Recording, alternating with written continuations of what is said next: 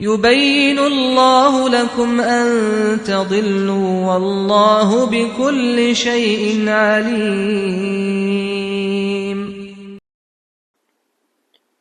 Assalamualaikum warahmatullahi wabarakatuh. Bismillah, walhamdulillah, wassalatu wassalamu ala rasulillah, amma ba'du. Saudara seiman yang Allah muliakan, kembali kita bertemu untuk melanjutkan pembelajaran silsilah dasar ilmu waris. Pada pertemuan sebelumnya, kita telah membahas mengenai sebab-sebab waris dari nikah, kemudian kekerabatan, dan juga wala. Kita juga telah membahas mengenai syarat-syarat waris. Setelah dikonfirmasinya wafat pewaris, maka kita harus pastikan bahwasanya ahli warisnya itu masih hidup setelahnya. Dan kita juga harus mengetahui berapa jatah dari masing-masing ahli waris tersebut. Setelah itu semua sudah diketahui, tibalah waktu harta mayit dibagikan kepada ahli waris.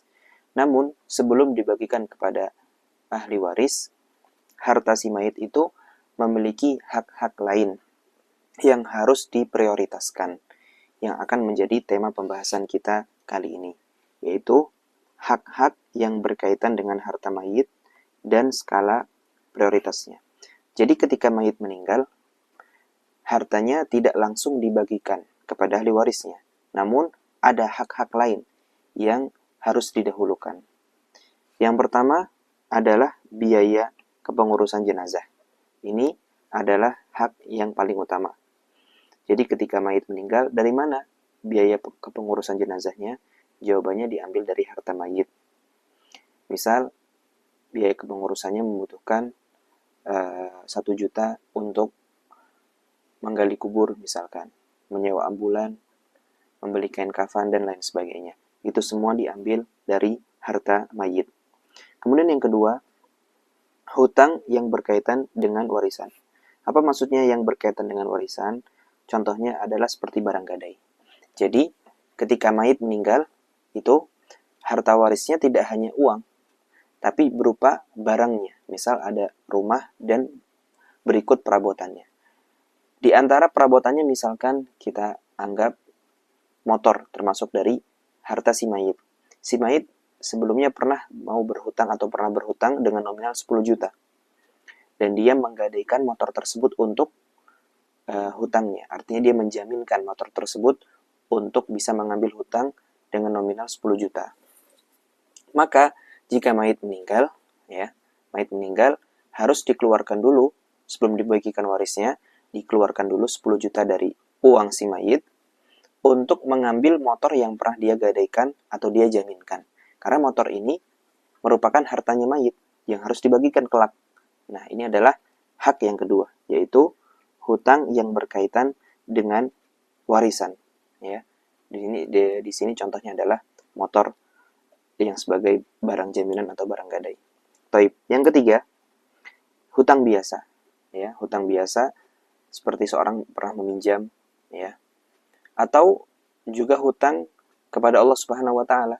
Seperti seorang sebelum wafatnya memiliki harta yang sudah mencapai nisab dan sudah berputar 1 tahun Hijriah. Tapi dia lupa membayarkan zakatnya dan dia meninggal. Maka ahli warisnya harus mengeluarkan uang zakatnya dahulu. Makanya sini ditulis hutang biasa ya kepada Allah dan manusia. Jadi hak yang berkaitan dengan hak Allah dan hak manusia juga dibayarkan dari uang si mayit. Kemudian yang keempat, wasiat. Namun bukan sembarang wasiat. Yang diperbolehkan adalah yang tidak lebih dari 1/3. Ya. Jadi wasiat yang diperbolehkan itu tidak lebih dari 1/3.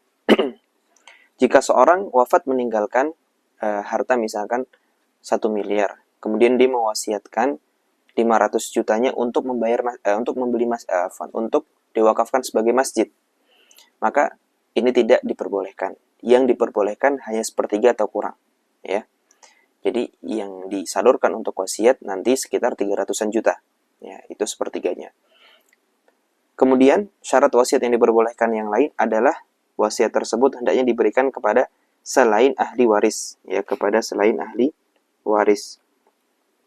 Misalkan seorang wafat meninggalkan 4 saudara kandung, dia tidak memiliki istri dan tidak memiliki anak.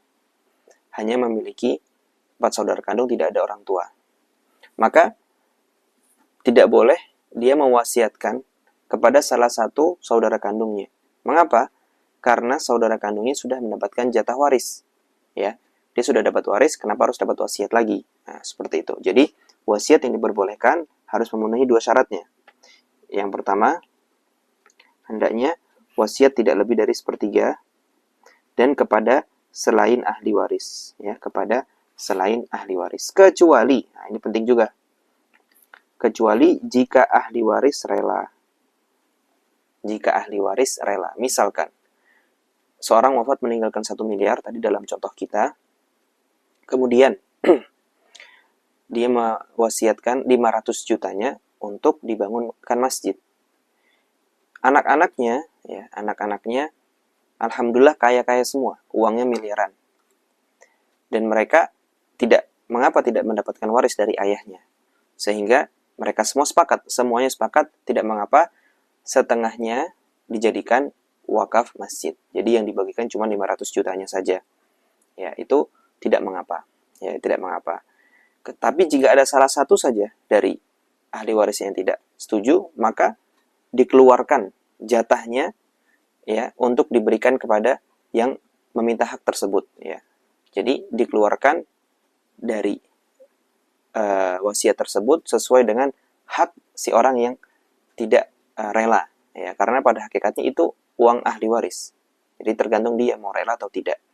Ya, sebagai misalkan kakak yang paling tua tidak boleh memaksa adik-adiknya yang tidak rela. Yaitu yang berkaitan dengan wasiat. Kemudian misalkan tadi contohnya seorang mewasiatkan kepada ahli warisnya, tapi ahli waris yang lain nggak apa-apa, nggak ada yang protes, itu juga tidak mengapa, ya, tidak mengapa. Seorang misalkan meninggalkan 2 saudara kandung, salah satunya diwasiati lebih, artinya dia dapat jatah dari waris, kemudian dia juga dapat wasiat, ya. Namun saudara kandung yang lain ini rela, nggak apa-apa, ya, dia dapat wasiat dan juga dapat warisan. Pada hakikatnya wasiat tersebut sebenarnya adalah ada sebagian hak dari saudara kandung yang tidak dapat wasiat tersebut. Jadi itu seperti pemberiannya. Jadi ini penting, wasiat yang diperbolehkan adalah yang tidak lebih dari 1/3. Ya, ini yang pertama. Kemudian kepada selain ahli waris, kecuali jika ahli waris rela wasiat itu lebih dari 1/3 atau rela wasiat tersebut diberikan kepada sesama ahli waris. Jika itu semua sudah dipenuhi, barulah pindah kepada harta si mayit, ya, harta warisan.